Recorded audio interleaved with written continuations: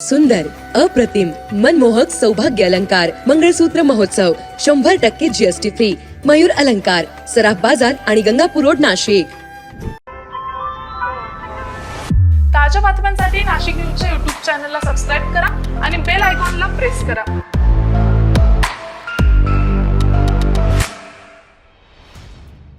त्र्यंबकेश्वर हे 12 ज्योतिर्लिंगांपैकी एक असून दर 12 वर्षांनी येथे सिंहस्थ कुंभमेळा होत असल्यानं या स्थानाला विशेष महत्त्व आहे.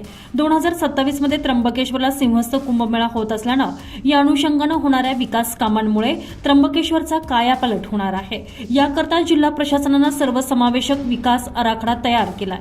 तो मूर्त रूपात साकारण्यासाठी प्रशासनाला सरकारकडून तब्बल 871 कोटींच्या निधीची आवश्यकता आहे.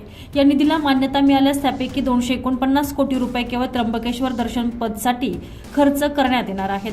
पुढील वर्षी डिसेंबरमध्ये सिंहस्थाचे ध्वजारोहण होणार आहे.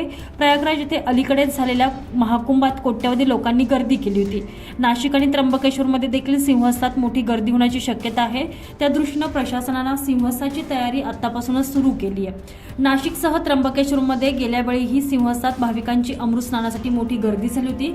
आपल्याकडील सिंहस्थ पर्वणी पावसाळ्यात असल्यानं प्रशासनापुढील आव्हाने मोठी असणार आहेत. याशिवाय जागेचीही मर्यादा असल्यानं गर्दी व्यवस्थापनाचं मोठं आव्हान प्रशासनाला पेलावं लागणार आहे. सिंहस्थ नियोजनासाठी कमी कालावधी हातात असल्यानं सरकार आणि प्रशासनानं तयारीला गती देण्याकरता आतापासूनच काम सुरू केलंय. त्याचाच भाग म्हणून कुंभमेळा मंत्री गिरीश महाजन यांनी गेल्या आठवड्यात रामकुंड नदी घाटांसह रेल्वे स्थानकाची पाहणी करून जिल्हाधिकारी कार्यालयात यंत्रणांकडून तयारीचा आढावा घेतला. त्र्यंबकेश्वरची पाहणी करणं शक्य झालं नसलं तरी तेथील तयारीच्या आढाव्यासाठी सविस्तर बैठक घेण्यात आली. सिंहस्थात त्र्यंबकेश्वरमधील कामांसाठी 871 कोटींची कामे आराखड्यात प्रस्तावित करण्यात आलेली आहेत.